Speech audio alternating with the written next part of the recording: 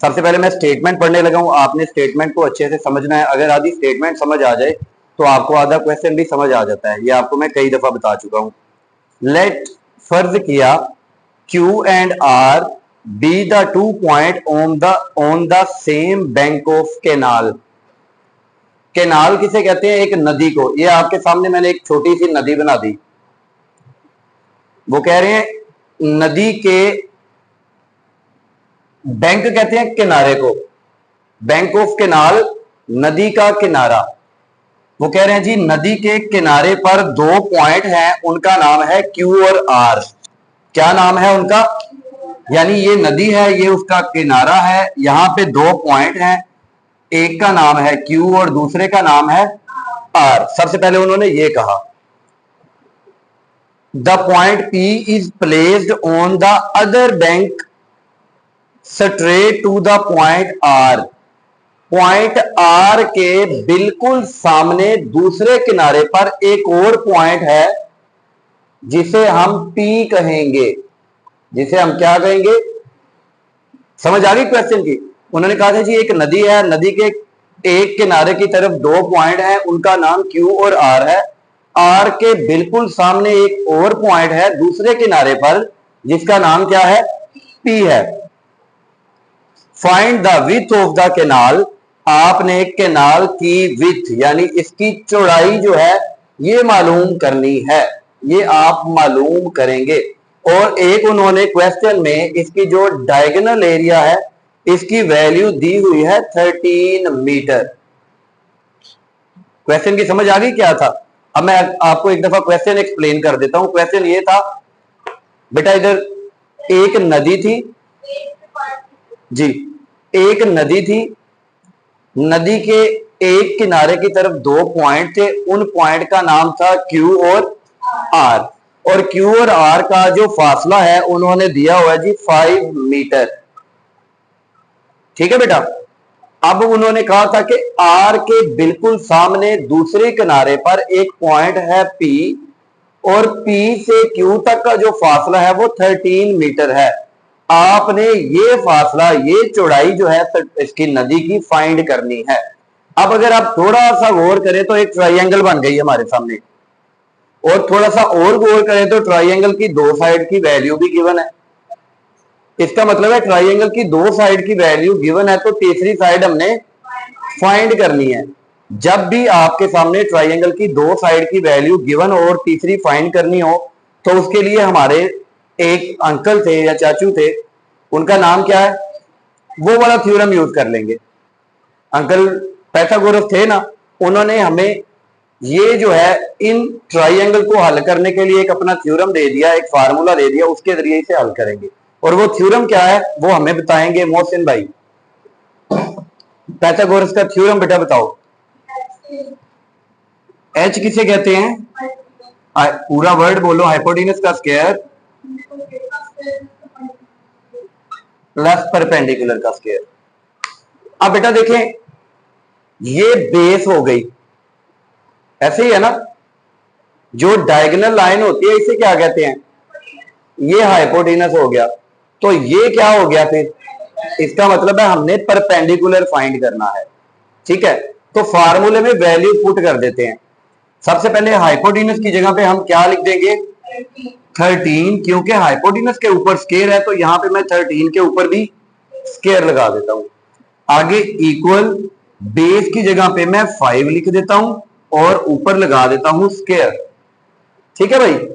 आगे परपेंडिकुलर, क्योंकि हमने फाइंड करना है तो ये वैसे ही आ जाएगा। ठीक है, क्योंकि परपेंडिकुलर की वैल्यू क्वेश्चन में दी नहीं हुई, ये हमने फाइंड करनी है, इसलिए हम इसकी वैल्यू भी पुट नहीं करेंगे।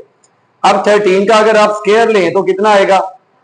169 आ जाएगा। इसी तरह 5 का स्क्वायर लेंगे तो 25 आ जाएगा, और यहां पे परपेंडिकुलर का स्क्वायर वैसे आ गया। ठीक है बेटा। अब हमने फाइंड करना था परपेंडिकुलर, तो परपेंडिकुलर को एक साइड पे अकेला होना चाहिए। ये प्लस के 25 इस साइड पे आके माइनस के 25 हो जाएंगे। आप यहां पे लिखे 169, ये प्लस के 25 इस साइड पे आके माइनस के 25 हो गए, उस साइड पे रह गया जस्ट परपेंडिकुलर का स्क्वायर। अब अगर आप 169 में से 25 माइनस कर दे तो क्या आया जी? 144। और दूसरी साइड पे हमारे पास आ गया परपेंडिकुलर का स्क्वायर। अब हमने परपेंडिकुलर फाइंड करना था, लेकिन परपेंडिकुलर के ऊपर क्या आ गया? तो स्क्वायर हमेशा कैसे खत्म किया जाता है? तो आप यहां पे एक स्टेटमेंट लिखेंगे, by taking square root on both side. ठीक है, बोथ साइड। तो आप 144 लिखें, दूसरी तरफ परपेंडिकुलर का स्क्वायर लिखें, ऊपर ले लें आप इसका स्क्वायर रूट। अब 144 का स्क्वायर रूट लेंगे तो 12 आएगा आपके पास। 12 आ गया, यहां पे हमारे पास आ गया 12, और दूसरी साइड पे क्या आ गया? परपेंडिकुलर। इट मींस अब इन दोनों वैल्यूज के साथ यूनिट कौन सा यूज हो रहा है? तो यहां पे भी हम कौन सा यूनिट लगाएंगे? मीटर ही लगाएंगे। ठीक है, इसका मतलब है ये जो नदी थी ये कितनी चौड़ी है, यानी इसकी चौड़ाई या लंबाई, इसकी चौड़ाई कितनी है? 12 मीटर चौड़ी है ये नदी। ठीक है, तो ये क्वेश्चन था। ये पेपर के पॉइंट ऑफ व्यू से थोड़ा इंपॉर्टेंट क्वेश्चन है। इस तरह के क्वेश्चन पेपर में आ जाते हैं, इसको आपने अच्छी तरह जहन नशीन कर लेना है। अगर किसी को कोई स्टेप, कोई फार्मूले का नहीं पता चला तो वो मुझे बता दें, ताकि हम उसको अभी क्लियर कर लें और अगले क्वेश्चन की तरफ निकलें। क्लियर है सबको? अच्छा बेटा, इसे हम कर देंगे रिमूव और अगले क्वेश्चन पे आते हैं। अच्छा बच्चों, आगे आ गया हमारे पास question number 6, the most important and most simple question of this exercise. बेटा लिखा हुआ है, calculate the length x in the adjoining figure. Adjoining figure क्या होती है? सबसे पहले मैं आपको यह बता दूं, एडजॉइनिंग फिगर जब कोई सी दो फिगर्स को, यानी कोई भी दो शेप्स हैं भाई, ये मैं स्क्वायर ले रहा हूं, ये मैं क्या ले रहा हूं? ये एक स्क्वायर है, मैंने एक स्क्वायर इसके साथ और बना दिया, ये दोनों आपस में मिल गए। जब दो डायग्राम या दो पिक्चर्स आपस में मिल जुड़ जाएं तो इनको एडजॉइनिंग डायग्राम कहते हैं। इनको क्या कहते हैं? एडजॉइनिंग का मतलब, ज्वाइन का मतलब क्या होता है? ज्वाइन का मतलब होता है मिलना। तो एडजॉइनिंग फिगर ऐसी फिगर्स जो आपस में मिली हो, यानी कोई एक साइड ऐसी हो जो दोनों की एक ही हो। जैसे इसकी ये साइड है, ये इस वाले स्क्वायर की भी है और इस वाले स्क्वायर की भी है, ऐसी डायग्राम को हम एडजॉइनिंग फिगर कहते हैं। देखें, अब जो क्वेश्चन में हमें एक एडजॉइनिंग फिगर गिवन है, सबसे पहले मैं वो ड्रा कर लेता हूं ताकि आपके लिए थोड़ी सी आसानी हो जाए। देखिए, यहां पे जो हमें एडजॉइनिंग फिगर गिवन है वो कुछ ऐसी है जी।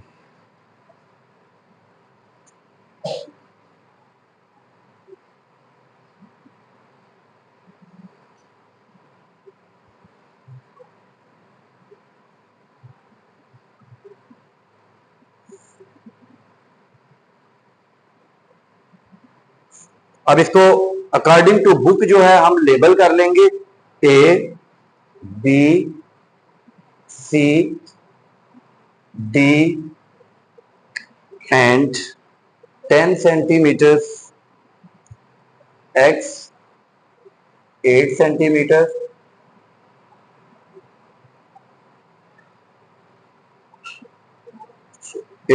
है ना यहाँ पे? ठीक है, और यहाँ पे 17 सेंटीमीटर। ठीक है, ये है जी। अब बच्चों,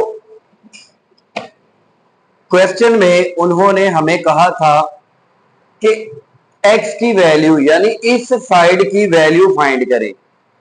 अभी ये फिगर जो है मुकम्मल नहीं हुई, इसको मुकम्मल कर लेते हैं। यहां पे एक एंगल है और एक एंगल यहां पे है। अच्छा जी, अब इस क्वेश्चन की तरफ आते हैं। मोहसिन देखो बेटा, यहां पे आपको दो ट्राइंगल नजर आ रही है सबको, ऐसे ही है ना बेटा? एक ट्राइंगल ये है जिसका नाम हो गया BCD। दो ट्राइंगल है ना, ये देखें, एक ट्राइंगल है BC और यहां पे दो ट्राइंगल है, एक का नाम BCD है और दूसरी ट्राइंगल, अगर इसको मैं छुपा लूं तो दूसरी ट्राइंगल ये है जिसका नाम है AB डी, ये दो ट्राइंगल हैं। अगर हादिया मोहसिन अगर इस ट्राइंगल की बात करें, इसको आप स्किप करें, अभी छोड़े, ठीक है। देखो अगर इस ट्राइंगल की बात करें तो इस ट्राइंगल की दो साइड दी हुई हैं, इस ट्राइंगल की दो साइड दी हुई हैं, एक दो। क्या हम तीसरी फाइंड कर सकते हैं? कैसे फाइंड कर सकते हैं? आसान तरीका देखें, आप फौरन यहां पे लगा दें, बाय पैथागोरस थ्योरम। ठीक है बेटा, तो पैथागोरस थ्योरम क्या होता है? हाइपोटेन्यूज का square is equal base square plus perpendicular square. अब इसमें हमारे लिए एक प्रॉब्लम हो गई कि कौन सा परपेंडिकुलर लें, कौन सा हाइपोटेन्यूज लें, बेस किसे बनाएं। तो मैं आपको आसान तरीका बता देता हूं, बिल्कुल आसान। 90 इस ट्राइंगल में 90 डिग्री का एंगल कहां पे बन रहा है? ये है ना 90 डिग्री का एंगल, क्योंकि 90 डिग्री के एंगल को हमेशा स्क्वायर से रिप्रेजेंट किया जाता है।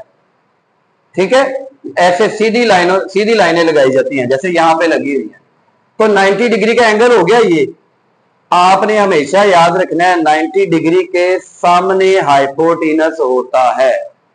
90 डिग्री के सामने हमेशा क्या होता है? जैसे देखो, ये मैं एक राइट एंगल ट्राइंगल बना रहा हूं, यहां पे 90 डिग्री का एंगल है, यहां पे 90 डिग्री का एंगल है। तो 90 डिग्री के सामने क्या है? 90 डिग्री के सामने क्या है? तो यहां पे भी 90 डिग्री के सामने क्या होगा भाई? रूल चेंज तो नहीं ना होगा। ये नहीं होता कि यहां पे 2 + 2 4 है और वहां पे 2 + 2 5 है, ऐसे नहीं होता। समझ आ गई बात की? तो 90 डिग्री के सामने हमेशा क्या होगा? हमें पता चल गया कि हाइपोटेनस ये है, हमें पता चल गया हाइपोटेनस कौन सा है? ये है। इट मींस कि आप यहां पे लिख सकते हैं जो हाइपोटेनस है वो किसके इक्वल है? 17 सेंटीमीटर। अब ये आपकी मर्जी है, इसे बेस बना लें या परपेंडिकुलर बना लें। हाइपोटेनस ये हो गया, सपोज करें ये बेस है, तो ये क्या हो जाएगा? इसका मतलब है बेस की वैल्यू जो है वो हमें गिवन है 10 सेंटीमीटर। तो हमने फाइंड क्या करना है? परपेंडिकुलर फाइंड कर लेना। समझ आई थोड़ी सी बात की? अब देखें, दो साइड की वैल्यू गिवन है, तो तीसरी किस थ्योरम से फाइंड करेंगे? आसान हो गया ना क्वेश्चन। देखें जी, अब हम इसको रिमूव कर देते हैं और आगे क्वेश्चन को लेकर चलेंगे। हादिया देखो बेटा, हाइपोटेनस की वैल्यू क्या है? हाइपोटेनस की जगह पे मैं 17 पुट कर दूंगा और ऊपर क्या लगा दूंगा? आगे बेस है, बेस की जगह पे मैं क्या पुट कर दूंगा? 10 और ऊपर लगा दूंगा, क्योंकि परपेंडिकुलर फाइंड करना है तो परपेंडिकुलर वैसे आ जाएगा। ठीक है बेटा। अब अगर आप 17 का स्क्वायर लें तो क्या आया? सॉरी, गलत बता रही हैं आप। 17 का स्क्वायर क्या आ गया? इसी तरह बेटा आपने अपने पेपर में भी नुकसान कर लेना है। और 10 का स्क्वायर लेंगे तो आपका 100 आ जाएगा और साथ आ गया परपेंडिकुलर का स्क्वायर। अब आपने परपेंडिकुलर फाइंड करना है, तो ये प्लस का 100 उस साइड पे जाके माइनस का 100 हो जाएगा। तो आप 289 में से -100 कर दें, या यहां पे हम कर देते हैं, और उस साइड पे आ गया परपेंडिकुलर का स्क्वायर। 289 में से माइनस कर दे 100, तो आपके पास आ गया 189, और उस साइड पे आ गया परपेंडिकुलर का स्क्वायर। अब परपेंडिकुलर के ऊपर से स्क्वायर खत्म करने के लिए क्या करेंगे? अंडर रूट ले लेंगे या स्क्वायर रूट ले लेंगे। 189 और दूसरी तरफ परपेंडिकुलर स्क्वायर, ऊपर इसके भी अंडर रूट लगा दे, इसके ऊपर भी अंडर रूट लगा दे। जब आप अंडर रूट लेंगे तो क्या आएगा जी? आपके पास परपेंडिकुलर की जो वैल्यू आ जाएगी वो आ जाएगी 3√21। ये आपके पास परपेंडिकुलर की वैल्यू आ गई। क्या आ गई? 3√, यानी इस चीज की, इस साइड की जब हमने वैल्यू फाइंड की तो वो आई 3√21। समझ आ गई बात की? अब बेटा देखें, अब इस ट्राइंगल को आप स्किप कर दे तो हमारे पास ये ट्राइंगल है। अब हमारे पास कौन सी ट्राइंगल है? आप समझे ये ट्राइंगल एग्जिस्ट ही नहीं करती, तो हमारे पास ये ट्राइंगल आ गई। अब गौर करें तो इस ट्राइंगल की दो साइड की लंबाई दी हुई है और तीसरी, तो कौन सा थ्योरम अगेन लगेगा? देखिए 90 के सामने वाला क्या होता है? इसका मतलब है हाइपोटेनस की वैल्यू हमारे पास क्या आ गई? 3√21। इसे क्या बना लेंगे? परपेंडिकुलर बना लो भाई। परपेंडिकुलर 8 सेंटीमीटर है, तो फाइंड क्या करना है? तो बेस फाइंड करनी है अब हमने। ठीक है बेटा, कोई मुश्किल काम तो नहीं है ना ये। तो देखिए अगेन बाय यूजिंग, अगेन आप ये स्टेटमेंट लिख देंगे। ठीक है बेटा, तो पाइथागोरस थ्योरम क्या होता है? हाइपोटेनस का square is equal perpendicular square plus या base square plus perpendicular square. ये आगे पीछे हो जाए इससे फर्क नहीं पड़ेगा। हाइपोटेनस की जगह पे आप लिख दे 3√21 और ऊपर आ जाएगा स्क्वायर। परपेंडिकुलर की जगह पे आप लिख दे 8, ऊपर आ जाएगा स्क्वायर। बेस का नाम x रखा है तो x पुट कर देते हैं, ऊपर आ जाएगा स्क्वायर आ जाएगा। ठीक है बेटा, अब देखें ये जो स्क्वायर है यहां पे बच्चे गलती करते हैं, ये स्क्वायर 3 के ऊपर भी है 21 के ऊपर भी है। पहले स्क्वायर को स्प्लिट कर दे, आप दोनों वैल्यूज के ऊपर स्क्वायर लगा दें। ठीक है जी, अब 8 का स्क्वायर लेंगे तो आपके पास 64 आएगा। अब 3 का स्क्वायर लेंगे 9 आएगा। 21 का स्क्वायर स्क्वायर रूट के साथ कैंसिल हो जाएगा। ठीक है बेटा, अब 9 को 21 से मल्टीप्लाई करेंगे तो 189 आ जाएगा और यहां पे आ गया 64 और यहां पे आ गया एक्स स्क्वायर। अब ये प्लस का 64 इस साइड पे आके माइनस का 64 हो जाएगा। 184 माइनस 64, 189 माइनस 64, उस साइड पे बचा एक्स स्क्वायर। 189 में से अगर आप 64 माइनस कर दे तो कितना आया? 189 में से 64 नहीं माइनस करना आ रहा आपको?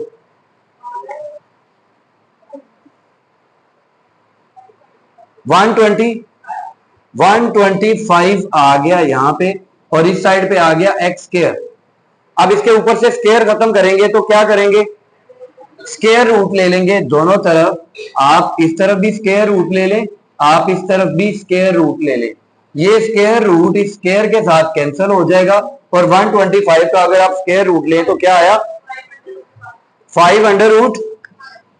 तो ये आपका x की वैल्यू आ गई, यानी इस ट्राइंगल में जो x था इसकी वैल्यू क्या आ गई? 5√5 आ गई। बेटा जी अच्छा बेटा, यहां पे दो एडजॉइनिंग फिगर थे। एडजॉइनिंग का मतलब दो जुड़े हुए फिगर्स। ठीक है भाई,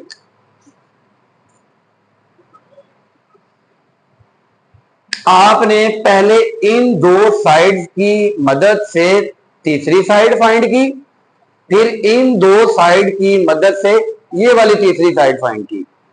बिल्कुल क्वेश्चन मुश्किल नहीं था, जस्ट आपने वैल्यूज पुट करके पाइथागोरस थ्योरम में पहले ये वाली साइड फाइंड कर ली, फिर उसके बाद इन दो वैल्यूज को पुट करके आपने x की वैल्यू फाइंड कर ली है।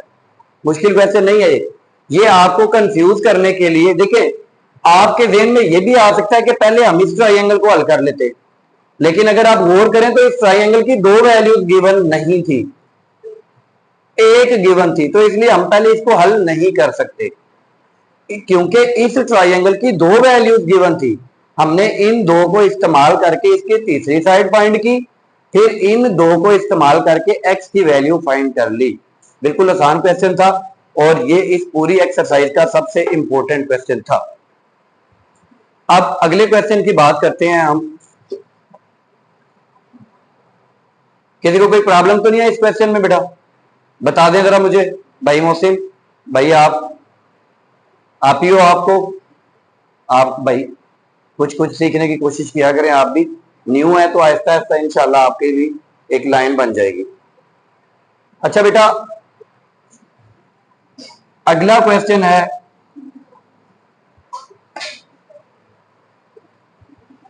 पीरियड ओवर हो गया। चले फिर इतना बहुत है आज।